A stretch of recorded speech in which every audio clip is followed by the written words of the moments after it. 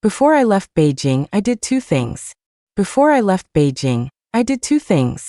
First, I broke off my engagement to Alex, letting him be with my father's adopted daughter, June. Second, I had my name removed from the family registry. I returned every birthday gift my brother had ever given me. Then, with a single match, I burned away every trace of my existence. I have never once regretted my decision. Because to marry June, Alex had threatened to kill himself. And to vent June's anger, my brother punished me, making me kneel in the snow outside the ancestral hall for 2 whole days. It left me with a permanent limp.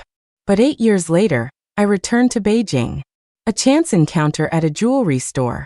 June, the girl who was once cherished like a precious jewel, was harshly reprimanded by both of them. All for simply saying my name. She's your older sister. How can you be so disrespectful? So classless? After all these years in this family, have you still not learned any manners? Beijing is a big city. I never expected to run into June just 5 days after coming back. It was at a jewelry store on the east side of town.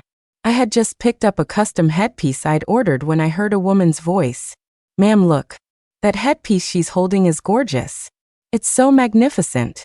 I'm sure Princess Winnie will adore it." It was beautiful. Solid gold, inlaid with red agate. I had drawn up the designs myself months ago and sent them to Beijing to be custom made.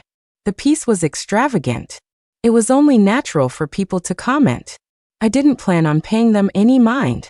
But just as I was about to put it in its box, the person behind me stepped forward. "Excuse me, miss. I really like that headpiece. Would it be possible to?" The woman's voice died in her throat. Because she had seen my face. And I had seen hers. It was June. She looked very different from the vibrant, free-spirited girl who was always dressed in pale yellow 8 years ago. Now her hair was styled like a married woman's, and her clothes were lavish and ornate. But some things hadn't changed. Out of others' sight, her eyes still held the same undisguised loathing for me. "Summer?"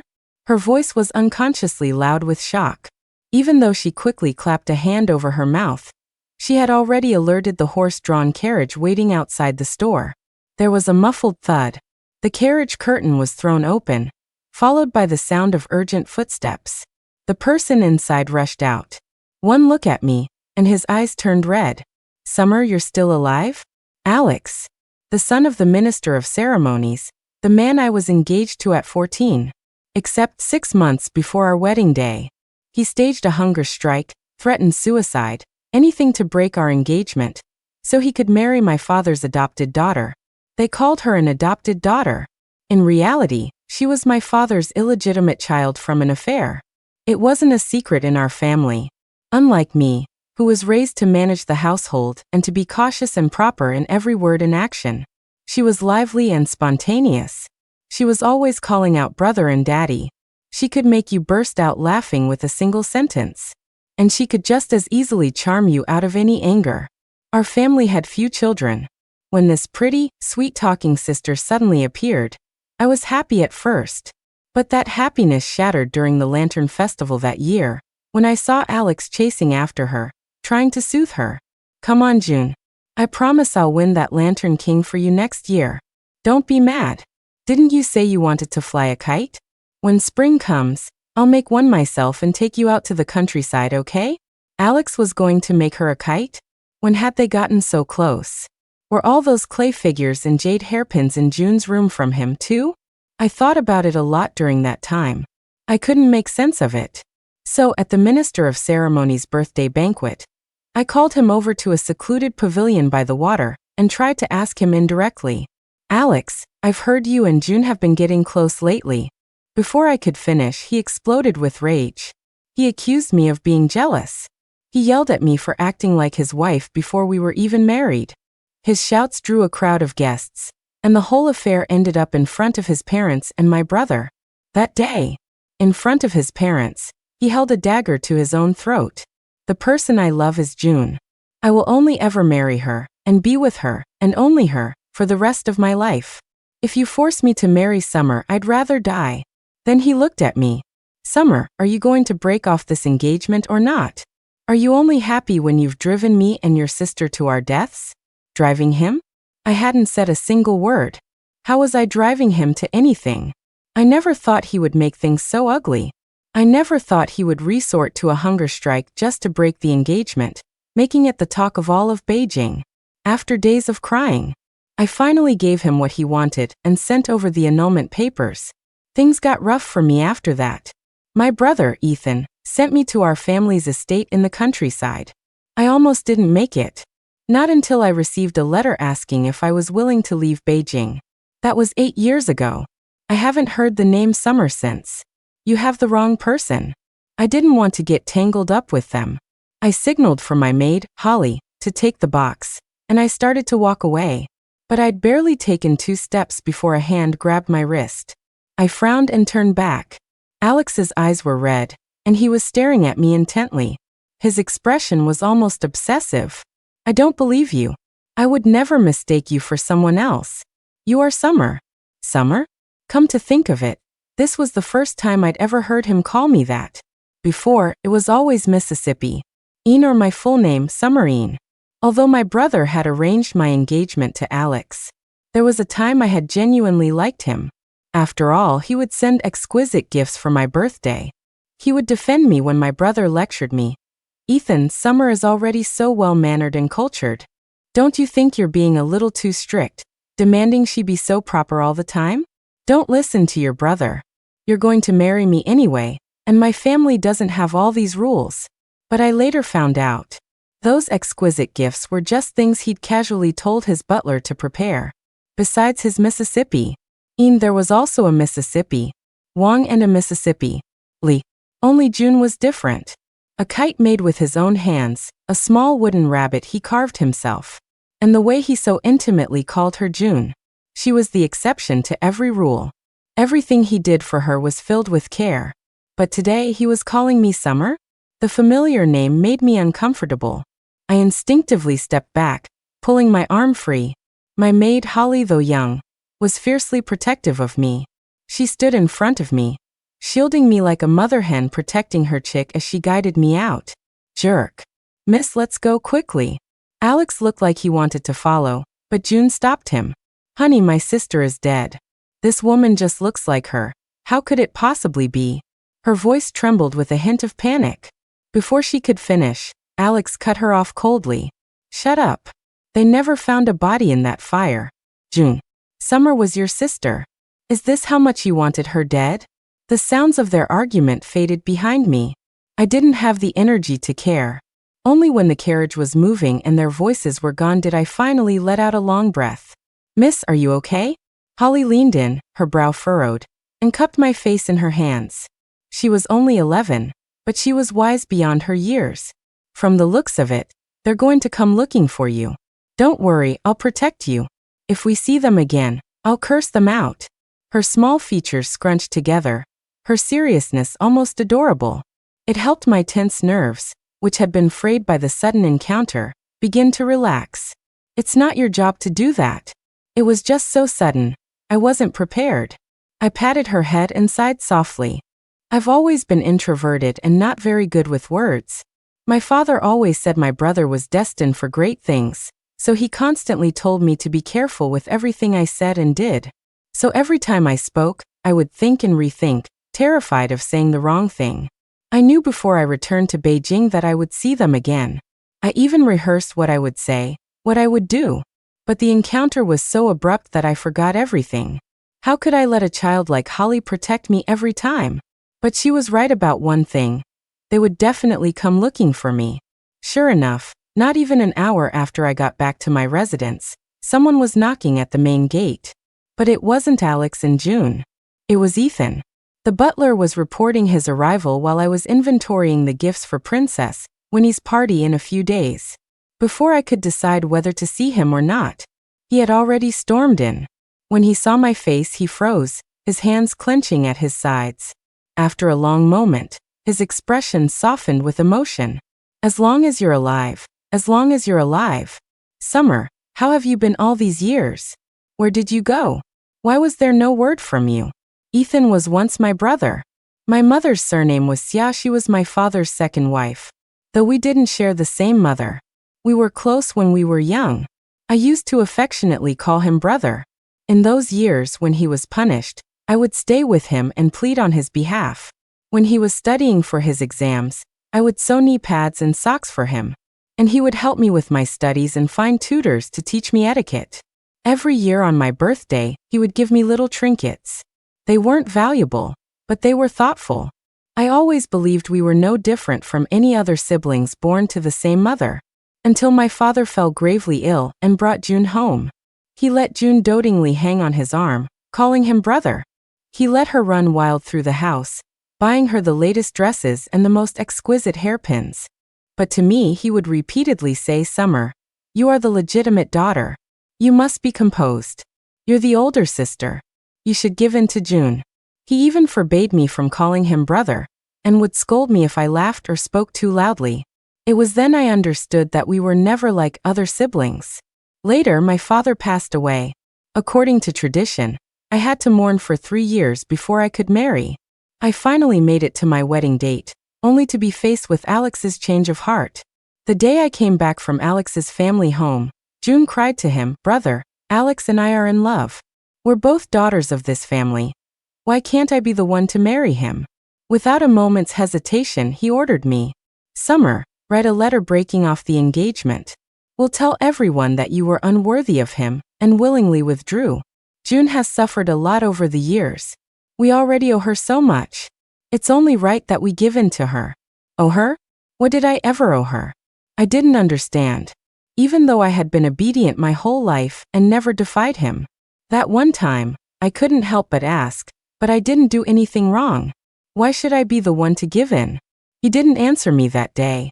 Amidst June's tearful cries of, Sister, have you never thought of me as family? He flew into a rage. Summer, June is your sister.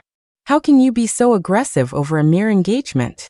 He punished me by making me kneel outside the ancestral hall. He told me I could get up when I'd figured things out, and was willing to write the letter.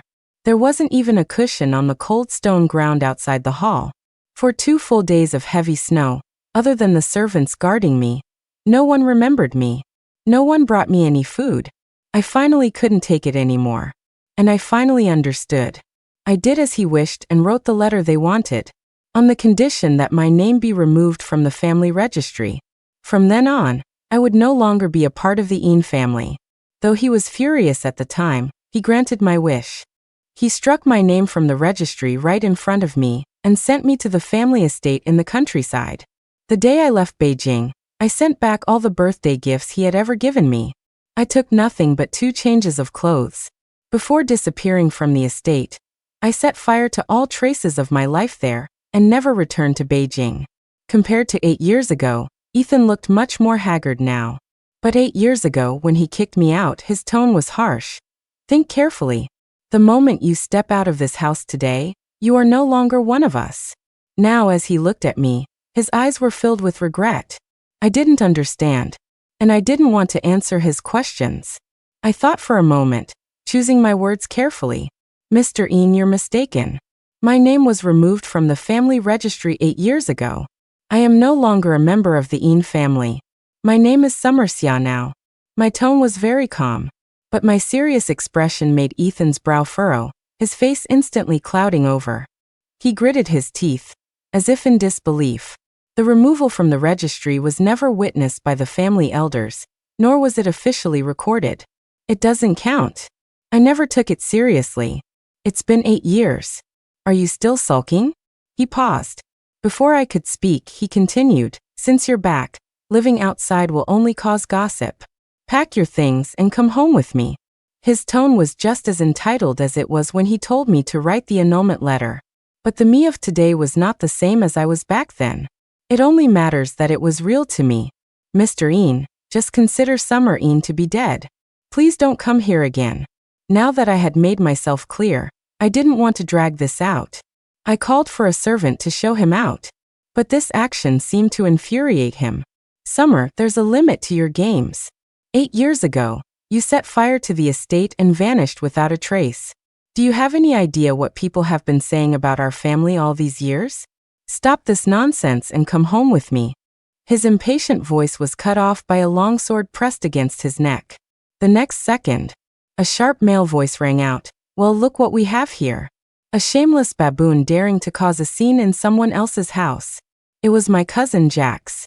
Behind him, two of his familiar guards were holding a struggling Alex, whom I had seen just an hour before. Alex must have heard what was said. He struggled, his expression agitated. Summer. I knew I wasn't mistaken. You're alive, you're not dead. My cousin kicked him in the leg, cutting him off with a sharp command.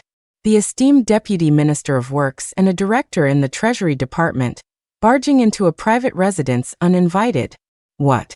You thought my cousin had no one to back her up, so you could just bully your way in? He had seen portraits of them before arriving in Beijing, so of course he recognized them. But they didn't know him, because my mother came from a humble background. When she married my father as his second wife, she was merely the second daughter of a minor local official. After the wedding, at my father's insistence, my mother had little contact with her family. My aunt had married young and moved far away. After a few years of exchanging letters, they lost touch completely. If I hadn't happened to see the unique embroidery on his protective talisman in the army, a style only my mother knew, I never would have known I had a cousin. Now, Alex and Ethan wore different expressions. One glared at my cousin, sizing him up. The other looked down at the sword at his neck. Their faces shifted through several emotions before they both frowned in unison. Summer, who is he? This is my family's business. What right do you, an outsider, have to interfere? Outsider? Family business? My cousin sneered. Summer is no longer part of the Een family. What kind of family business is this? And you, Alex? You broke off your engagement to Summer and married another woman 8 years ago. Forget this Een guy. What right do you, a complete stranger, have to ask Summer who I am? My cousin was a military man. He was straightforward, and his words were even more so. Ethan and Alex had probably never been spoken to like that before. Their faces darkened, turning an ugly shade of green. Summer, what happened back then was my...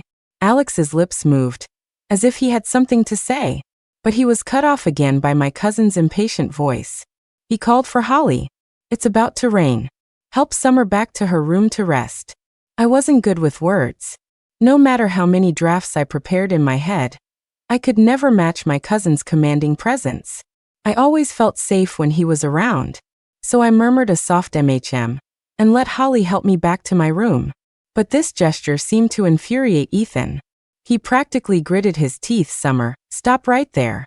The Een family raised you for over a decade, and you hold such a grudge? You refuse to come home or acknowledge your family over such a trivial matter. A trivial matter? Acknowledge my family? Did he really want to acknowledge me? No.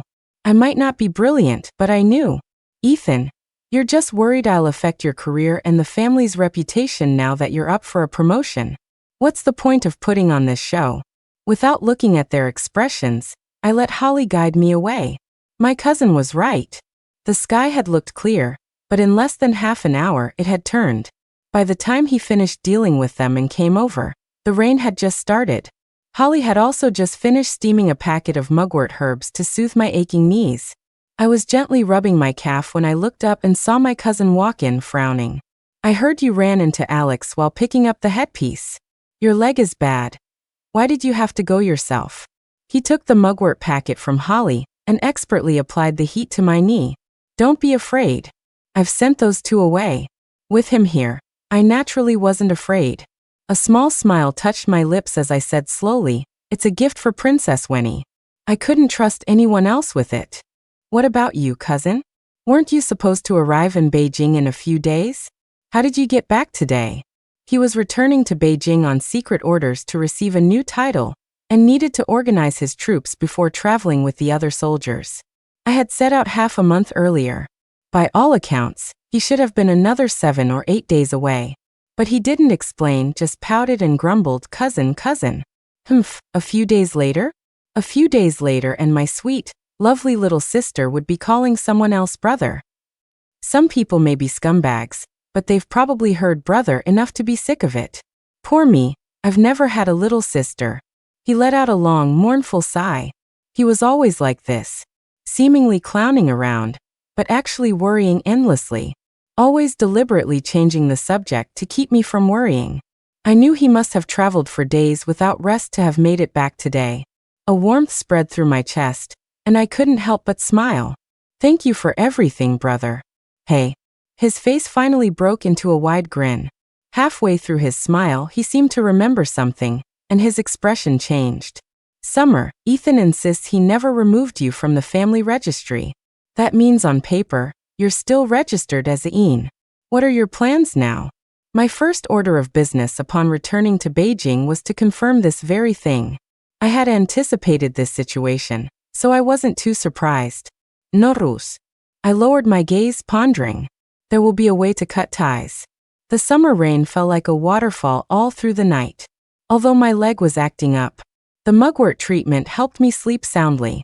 But in the unseen mansion, Ethan was awake all night. In his study, the lamplight flickered like a bean. On his desk were the birthday gifts he had once given me each year, the ones I had returned, which he had dug out from a corner of the storage room. He had originally planned to have them sent to me again, hoping to stir up memories of our past affection. But looking at the trinkets, all carelessly bought from street vendors, and remembering the indifferent look in my eyes that day, and my accusation of him putting on a show, perhaps it was because I had hit a nerve. Ethan's eyes were dark, and he had even crushed a teacup in his hand. Alex and June were also sleepless. In a side courtyard, Alex was downing cup after cup of strong liquor, clearly drunk. June didn't try to stop him. She just stood beside him, her face grim, listening to his low muttering. Summer. I'm sorry, I only wanted to break the engagement. I never wanted you to die. You refused to admit who you were today, because you still resent me, right? Because you still can't let me go, right? Summer. June gritted her teeth, the hatred in her eyes finally breaking free like a storm. I had no idea how others spent that night. I slept well, until the next day, when rumors suddenly started spreading through the city. The butler brought the news back just as my cousin was helping me choose a dress for Princess Winnie's banquet. He thought the green one was too plain, the pomegranate red one, too garish. He picked through them, never satisfied. Finally he frowned.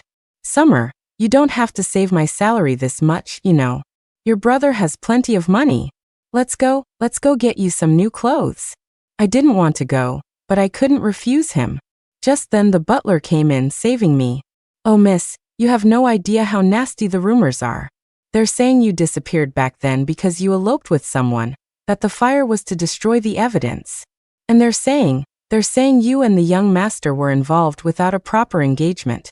Before he could finish, my cousin's face had gone cold. Holly, who was shelling sunflower seeds nearby, slammed her hand on the table with a bang. Damn them. They deserved to die. The two of them, one big and one small, were in perfect sync, about to get up and leave. I quickly stopped them. Where are you going? My cousin gritted his teeth. Where else? To settle the score with those two. Holly nodded emphatically in agreement. Yeah. My head suddenly started to ache. Come back. It wasn't Alex or Ethan. Last month, the Minister of Public Works died suddenly from an illness. As the deputy minister, Ethan was the top candidate to replace him.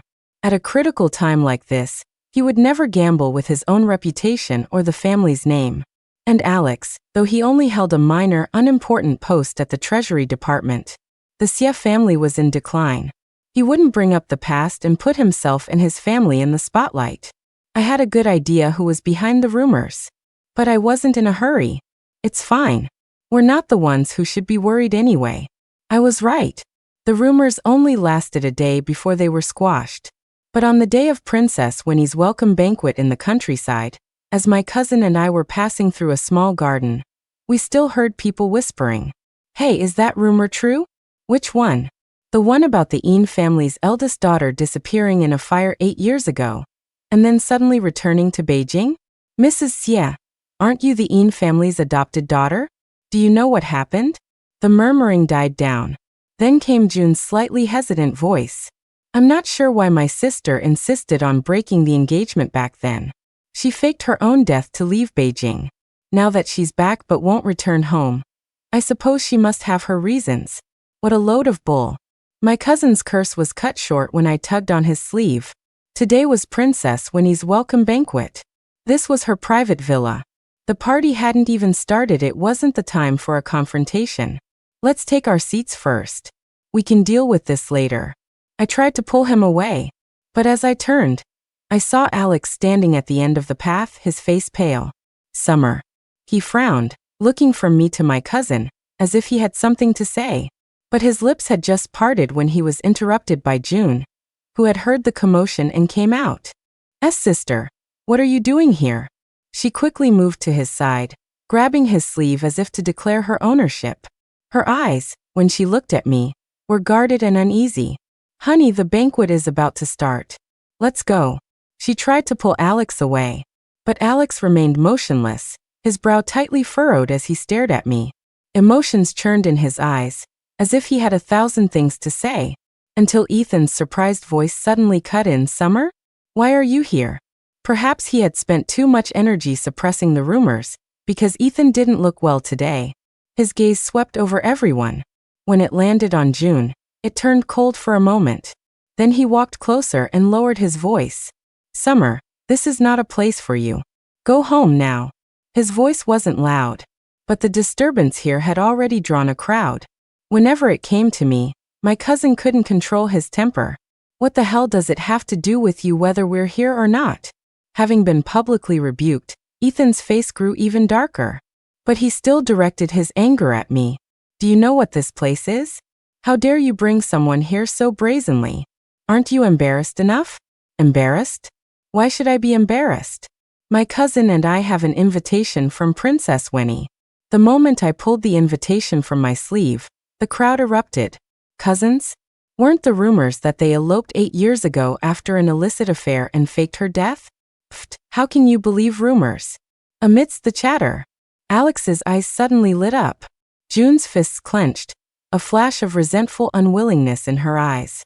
Only Ethan looked utterly stunned. Cousin? Which cousin is he? Why didn't I know? That's hilarious. Forget cousin. Do you even know how many people are in the Xia family? My cousin sneered. Back then, your father rushed to offer a betrothal to my aunt to be his second wife, promising to treat her like his first and never take another concubine. No concubines, but he had a child outside the marriage. For all those years, you forbade my aunt from coming home, cut off her letters to her family. Wasn't it just because you saw that my aunt was soft-hearted and easy to control? Someone who could manage your household and slave away for your family? What my cousin said was true. After giving birth to me, my mother's health was never good. Back then, my father was just a minor official.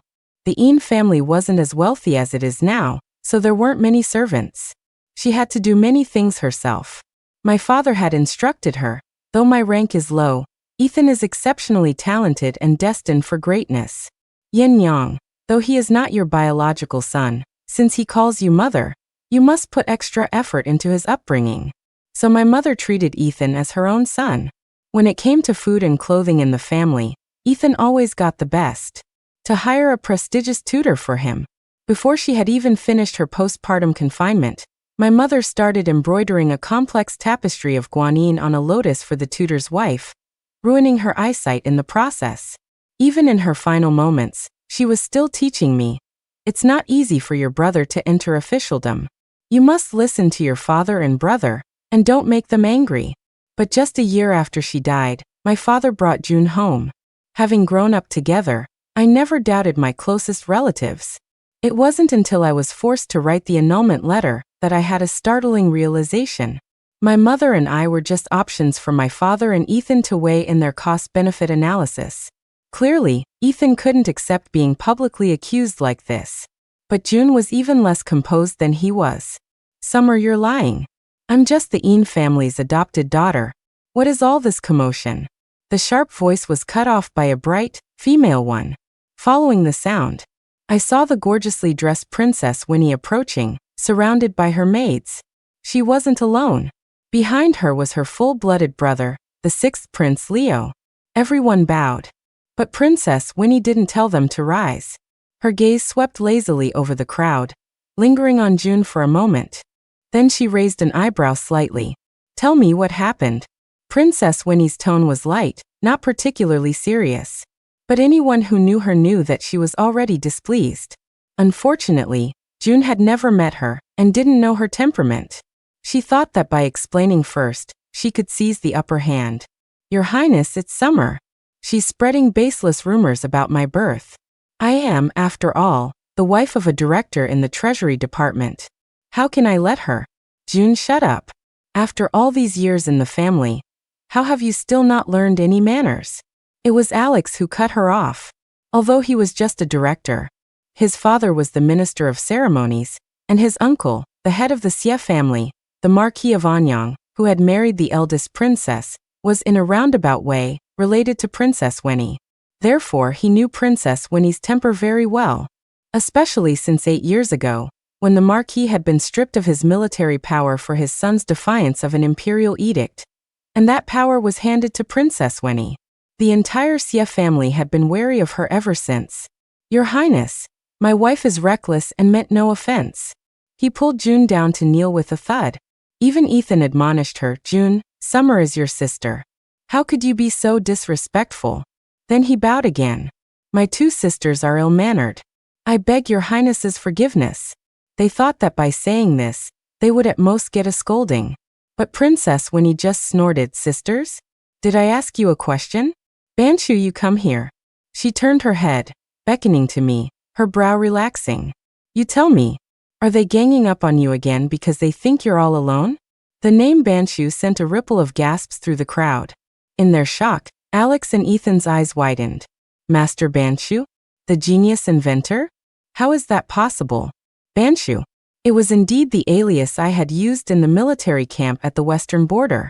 The person who wrote to me 8 years ago and took me away from Beijing was none other than Princess Winnie herself. That year, after angering Ethan, he sent me to the family estate. My leg, injured from kneeling for so long, went untreated. The estate matron withheld my charcoal and warm clothes, and I almost didn't survive that winter. Thankfully, just as I was on the brink of death, Princess Winnie arrived with her people. At the time, Ethan's rank wasn't very high. Although I was engaged to Alex, I rarely attended the banquets held by the ladies of Beijing, let alone knew a figure as prominent as Princess Winnie. I didn't understand why she had sought me out, but she had my leg treated and nursed me back to health. She told me 6 months ago, you drew a design for a lightweight bow for Zhaoying Xie. I saw it. It's very interesting. Summer, you have a real talent for mechanics. Are you willing to come with me to the western border, perfect the design and help me? I had indeed drawn the design she mentioned. That year, Alex's sister had injured her hand and wanted a lighter bow for hunting that could still shoot far. But I couldn't find a suitable one. So I drew up a design and had it sent to the Xie residence. I was introverted, not good with words, and had no particular talents. The only thing I was remotely good at were these little contraptions I tinkered with in my spare time. But Alex not only didn't use it, he scoffed, if you have time for this, you'd be better off learning embroidery. Ethan also said, playing with wood all day, that's not what a woman should be doing. Only Princess Winnie praised me, you have a real talent. For years, in the military camp at the western border, I worked with the craftsmen, endlessly refining and improving military equipment. I watched as Princess Winnie led my cousin and the soldiers to reclaim city after city. Day after day, she would tell me, Banshu, in my presence, you can speak your mind freely. You don't have to worry about saying the wrong thing. That's right. She preferred to call me Banshu over Summer. She was almost unconditionally biased in my favor. Just like now. Master Banshu? It's Mississippi. Banshu, actually. Banshu, don't be afraid. With me here, no one can bully you. Today, some of what was said was planned between us. I looked at the still shocked Alex and the others, and after a moment of consideration, Your Highness, 8 years ago, I was engaged to Director Xie, but he had a change of heart. He threatened to kill himself to break the engagement. To save face for both families, Mr. Yin also forced me to initiate the annulment, claiming I was unworthy. Back then, I agreed to write the annulment letter on the condition that I cut all ties with the Yin family, and Mr. Yin struck my name from the family registry. But now that I've returned to Beijing, he has sought me out again, claiming the disownment was never official. I was actually hoping to ask you to inquire with the Bureau of Records about how I can officially sever all ties with them." As my words fell, the crowd erupted in an uproar. Although the matter of Alex threatening suicide had been covered up back then, the fact that he married June shortly after I disappeared made the reason for it all crystal clear now. Amidst the discussion, the color drained from Alex's face, turning a pasty gray. Ethan gritted his teeth, his face dark. Only Princess Winnie was smiling. But she didn't speak. It was the sixth prince beside her who did. Of course it counts. Everyone here today is a witness. And Mississippi Banshee need not worry about the Bureau of Records. With one sentence, the matter was settled. Ethan and the others dared not say another word. The farce ended, and the banquet began. But during the meal, everyone had different expressions. I sat beside Princess Winnie. Throughout, I could feel several pairs of eyes vaguely fixed on me. Sure enough, after the guests had dispersed and I had finished speaking with Princess Winnie, just as I was about to get into my carriage to leave, someone stopped me. It was Alex. In the flickering candlelight, his brow was furrowed, his eyes complex as he looked at me. I don't know if it was my imagination, but when he spoke, his tone was almost cautious. "Summer, I never knew you were so skilled in mechanics." Of course he didn't know. In the past, he seemed to find me boring. Even when he was drunk and complaining to others, he'd say, "Summer, she has no other strengths, except for a gentle personality. But there are countless gentle women in Beijing. Nothing special." Her adopted sister, on the other hand, is so bright and lively. He clearly thought I was nothing special. So why was he seeking me out again and again, with such an expression on his face? I didn't understand. And I had no intention of understanding. I tried to walk around him to get into the carriage, but he blocked me again, his voice trembling. "Summer, you still resent me, don't you? You didn't admit who you were the other day, because you're still angry about me breaking the engagement, aren't you?" It was a tricky question. If I said I resented him, it would mean I was still hung up on the past, that I couldn't let him go. But if I said I didn't, that would be a lie. So I thought for a moment, and chose my words carefully. What if I blame you for what happened back then? What if I don't? What's the point of you asking me this question 8 years later? Tonight, my cousin had to leave early for business. Before he left, he told me to be careful and not get entangled with Alex and Ethan. That was my plan as well. "Alex, I think you should understand that the moment you decided to break our engagement, we were done. If you have any self-awareness, you shouldn't be stopping me here today." I watched the color drain from Alex's face. I thought he understood. Just as I was about to move past him, his expression suddenly became agitated. "I looked for you. Summer, I looked for you." He took a step forward. His gaze on me was complex, his eyes as dark as ink. "I only wanted to break the engagement. I never meant to hurt you. When I heard about the fire at the Ean estate, I rushed there immediately, but I couldn't find anything. Summer, I regret it. I've regretted it for a long time. Can you forgive me? As long as you forgive me, I'll do anything. Even divorce June." I felt sick.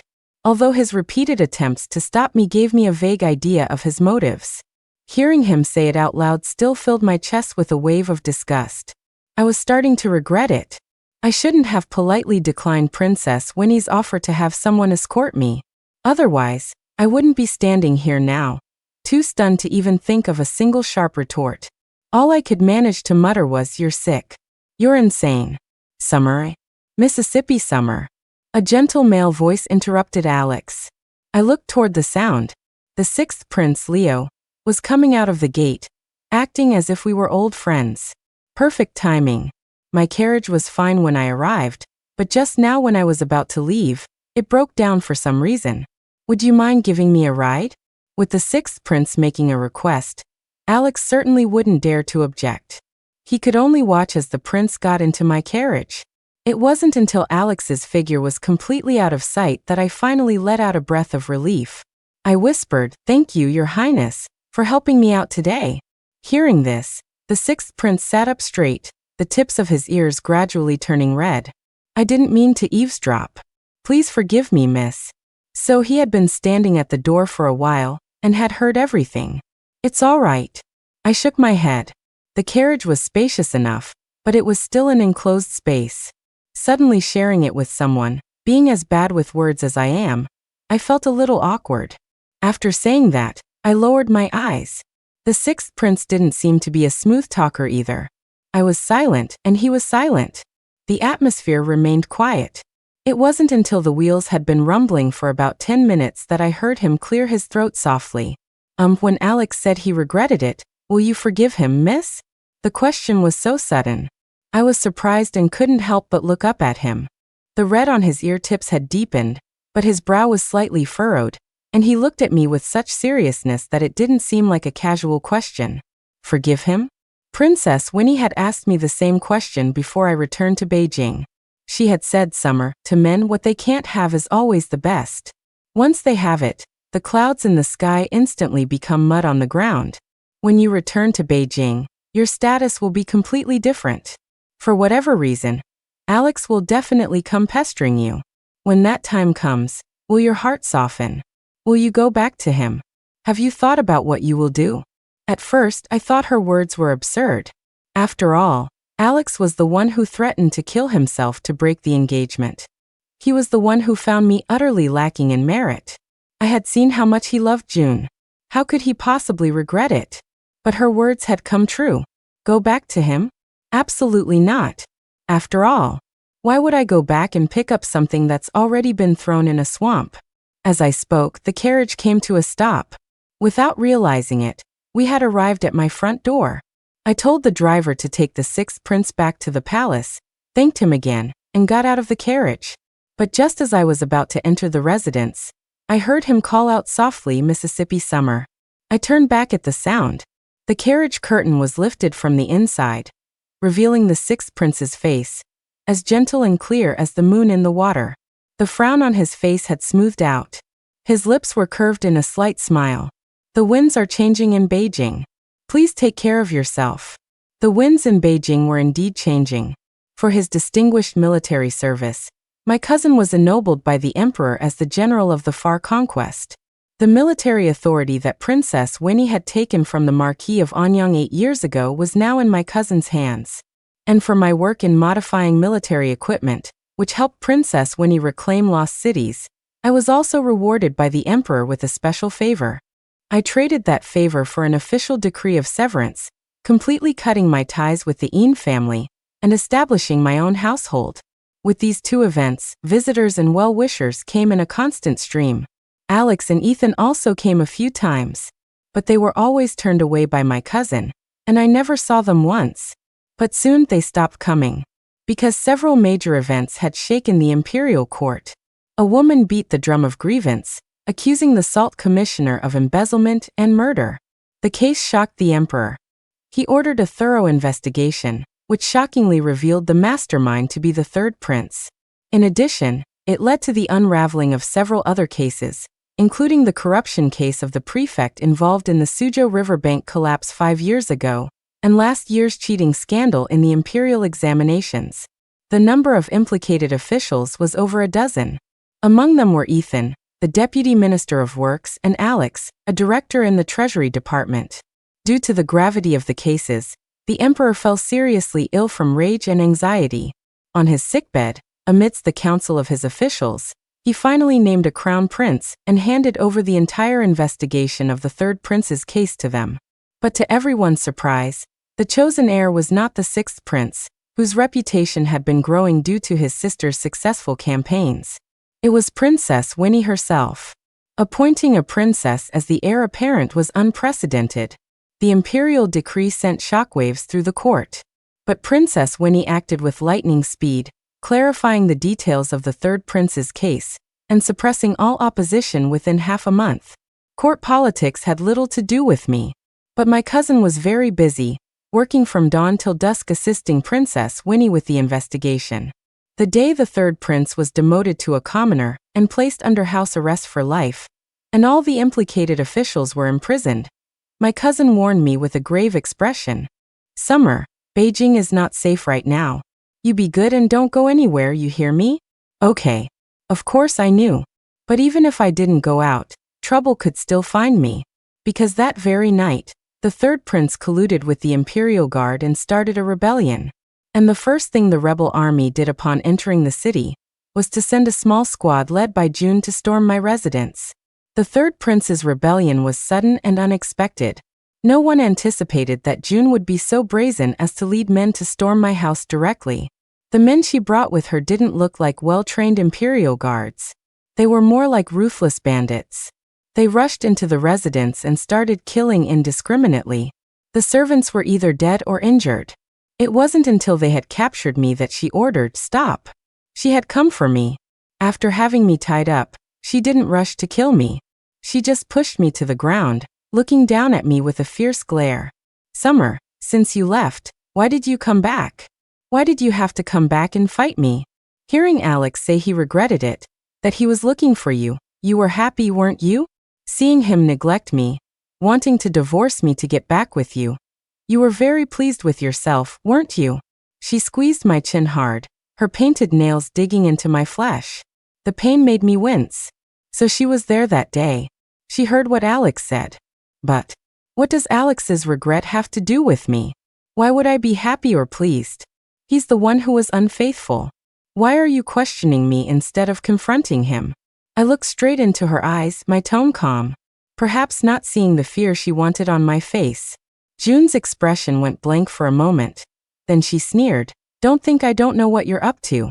You just hate me for taking Alex and taking our brother from you. So you teamed up with that bitch Winnie to steal the show at the banquet. To let them see your transformation, your uniqueness, so you could win back their hearts and affection, right? Ha, Summer, you're a real actress. You fooled everyone." She acted as if she knew me completely, her tone growing more and more vicious.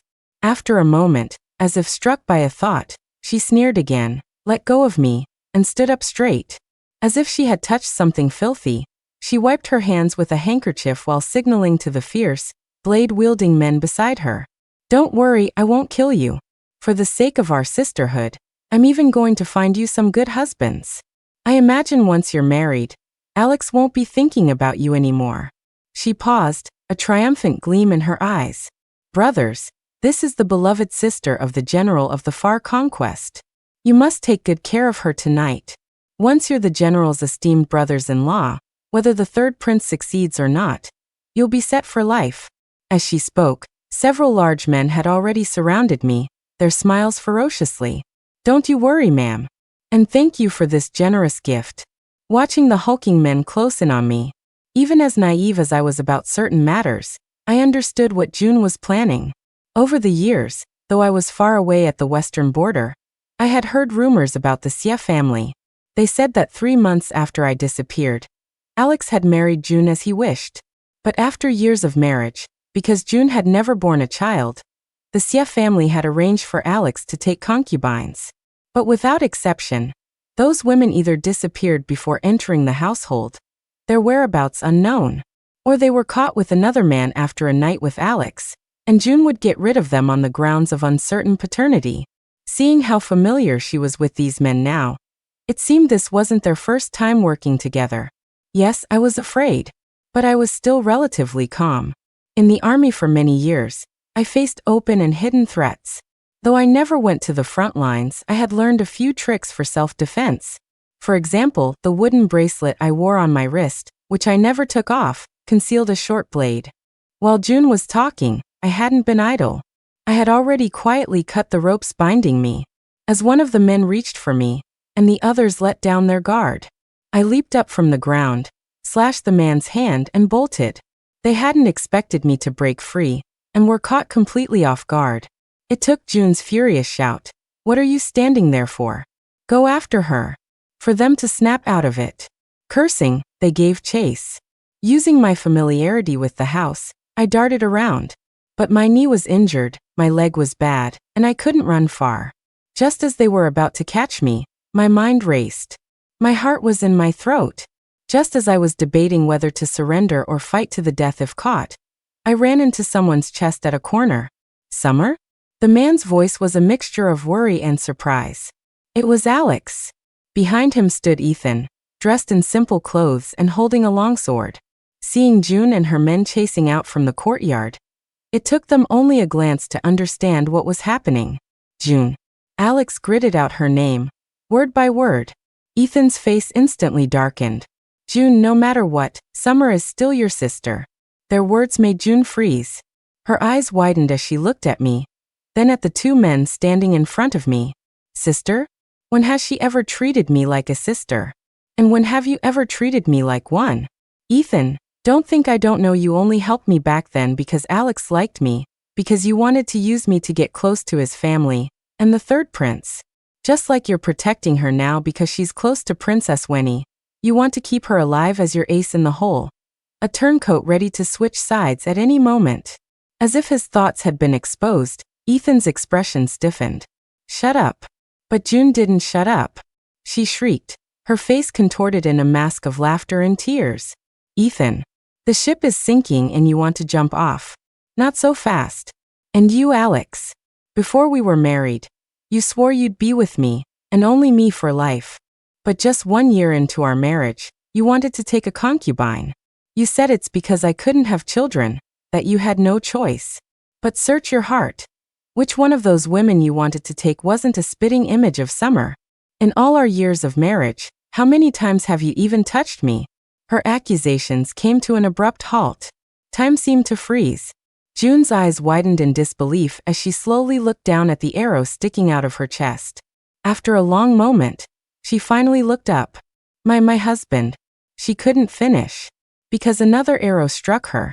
Before she collapsed, June stared intently at Alex. Her gaze was a mixture of love and hate, until her last breath. Everything fell silent. The air itself seemed to freeze. After a long while, Ethan finally found his voice. Alex, you killed June? But Alex didn't even look at the furious Ethan. He turned to me, his eyes pleading. Summer, don't be afraid. June is dead. No one will dare. His voice also cut off abruptly, his words left unfinished. Because the short blade in my hand was already plunged into his chest. Afraid of her? Why? Amidst the shocked cries of his followers, I looked straight into his eyes. The one who deserves to die the most, isn't it you? I spent years on the border. When our camp was in chaos from a spy attack, I had killed before. But a dagger is short, unable to inflict a fatal wound. In just a moment, Alex reacted. He pushed me away in disbelief, clutching the bleeding wound as he staggered back, supported by his men. Summer, why? Do you hate me that much? Hate? Of course. Don't you know that all of this started because of you? Back then, if you didn't want to marry me, you could have just told me beforehand. It's not like I had to marry you. But you chose such an extreme method, leaving me with no dignity at all. I held the short blade in front of me for protection, my voice perfectly calm. When you broke our engagement for June, I did feel resentment, but mostly I just lamented how love is beyond one's control, and that I just happened to not be the one in your heart. But now, I'm only glad. Glad that you broke the engagement. Because I later discovered that the core under your skin has long been rotten. Was it the pain? In my vision, Alex's face grew paler and paler, his expression uglier. He gritted his teeth, as if wanting to argue. But his lips moved, and he ultimately looked at Ethan. Brother Ethan, didn't you swear absolute loyalty to the third prince? Take her down, and I won't tell His Highness about what happened today. I had known for a long time that Ethan was part of the third prince's faction. He had used the marriage to get close to the Xie family, all to climb up to the third prince. Without the third prince's patronage, he never would have reached the position of Deputy Minister of Works in such a short time. For years, the Xie and Yin families had been allies. But now, with the third prince's rebellion, he must have known the consequences of failure, and, as June had said, was beginning to waver. But Alex was different. Success or failure, the Xie family was completely in the same boat as the third prince. He might have had an ounce of sincerity when he saved me just now, but his order for Ethan to capture me now, to ensure he couldn't jump ship, was also real. But they had miscalculated one person. Holly was small. The moment the chaos started in the front yard, she had slipped out through the doggy door in the back to get help. By my calculations, enough time had passed. Sure enough, just as Ethan hesitated, a commotion erupted from the front yard. In the blink of an eye, well-trained soldiers rushed in, surrounding them. But unexpectedly, it wasn't Princess Winnie, nor was it my cousin and his men. It was the sixth prince, whom I had met once at Princess Winnie's welcome banquet. He was dressed in armor, his movements clean and decisive as he fought his way in. Ethan was a scholar, unskilled in combat. Alex was decent, but he was injured. In just a few moves, both were captured and restrained. Knowing my leg was bad, Holly rushed to support me. The sixth prince also strode over, frowning as he looked me over. Mississippi. Summer, are you hurt? His brow finally relaxed when I shook my head. With the sixth prince here, the situation was settled. However, just as his men were about to drag Alex and Ethan away, Alex struggled and asked Summer, you won't forgive me, is it because of him? He glared at the sixth prince with venomous eyes. Already pale from blood loss, his struggles made the bloodstain on his chest spread, and his face turned even whiter. I didn't understand what he was talking about, and I had no intention of answering. But as I managed to sit down on a stool a guard brought for me, wincing from the pain in my leg, I heard another voice. Summer, your leg? This time it was Ethan. He seemed to have finally noticed my limp, his tone surprised. But I don't know if it was just a tactic to try and appeal to me. There was little sincerity in his eyes. But this time, I looked up at him. Have you forgotten? The time you made me kneel in the snow for 2 days, so I would willingly write the annulment letter. For the past 8 years, whenever it's rainy or windy, my knees ache so much I can't walk. And after standing for too long or running, I'm left like this, practically a cripple. I couldn't quite decipher the expression on Ethan's face. There was shock, astonishment. It was too complicated. I didn't want to analyze it. But June was right about one thing. I did come back to fight. My gaze swept over both of them, and I paused. Only I wasn't fighting her for a man. I came back to fight for a position. The position of Deputy Minister of Works. I've had my eye on it for a long time. During my time in the army, Princess Winnie once told me, Banshu, I want to be the crown princess. There is no precedent for this in history. I want to be that precedent. And if you want, you can be another precedent. Become a court official? I had never considered it before. But watching Princess Winnie fight alongside my cousin, reclaiming city after city, I thought, why can't I be an official? I knew that for Princess Winnie to ascend the throne, she would have to purge the third prince's faction. And for me to enter the court in the future and establish myself in Beijing without being vulnerable, I first had to completely sever ties with the Yin family. Putting other things aside, Ethan had to be removed from his position as Deputy Minister of Works. Clearly, Ethan had not expected my words. His eyes widened in shock, his face flashing between red and purple. He probably had something to say, but he couldn't, because a guard stuffed a rag in his mouth and dragged him away with Alex. Miss, my tutor just taught me a phrase the other day. Killing with words. You were just like that. So amazing. The two men hadn't been dragged far when Holly said excitedly. In the distance, both of them faltered in their steps, let out a few muffled groans, and were dragged away again. My dear Holly, I think your words are the ones that truly kill. Holly, oblivious, didn't respond. But in my peripheral vision, the sixth prince took a few steps closer. Though I didn't know why Holly had found him when she went for help. He had ultimately saved me, and for that he deserved my thanks. After a moment's thought, I looked up at the sixth prince, whose brow was once again slightly furrowed, and rose to bow. But before I could speak, he interrupted me. Alex was right. I do have feelings for you, Miss Mississippi. Summer, you may have forgotten, but I saw you 8 years ago at the Lantern Festival, at the Moon-Gazing Tower. You solved all the riddles and won the Lantern King. I asked you for it, and I never expected you to actually give it to me. I didn't quite catch the rest of his words. Looking at the sixth prince before me, his expression so earnest, his fists clenched at his sides as if he had rehearsed this 1,000 times. A sudden clap of thunder seemed to boom in my ears. The Lantern King? I vaguely remembered. That year at the Lantern Festival, I had heard that Alex wanted the Lantern King from the Moon-Gazing Tower, so I had gone alone in disguise. I sat in a private room, solved all the riddles, and won the Lantern King. I had originally planned to send it to the Xie residence as a surprise for Alex. But then I saw him on the street, chasing after June, coaxing her gently. I've forgotten how I felt then. I vaguely recall the biting cold wind, and someone coming up to speak to me.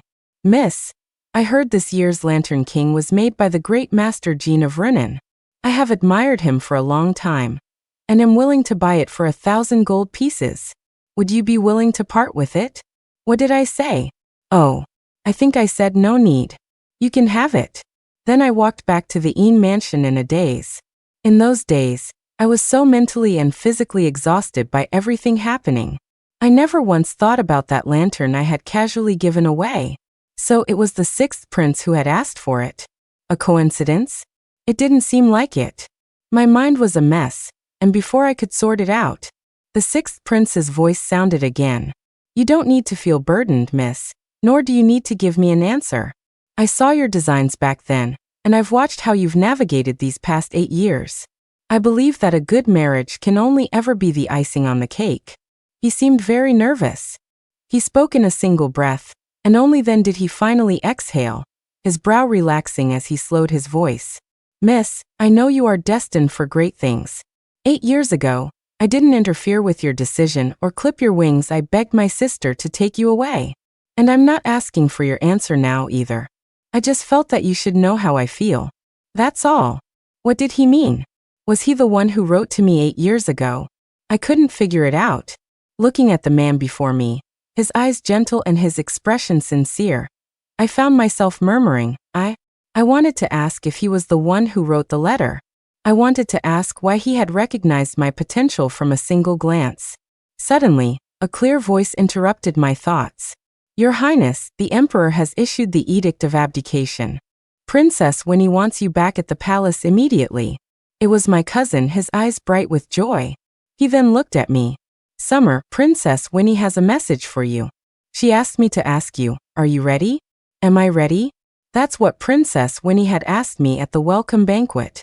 She had said, Banshu, everyone in Beijing laughs at me, calling me the mad dog of the court. Now this mad dog is about to sit on the dragon throne. Are you ready to start a new era with me? Remembering her words, watching the sixth prince's retreating back as he hurried away, my heart began to race. Oh well, there's plenty of time. A new vast world for my cousin, for the new empress, and for me, was just beginning to unfold. There was no rush. Yes, I'm ready. The end.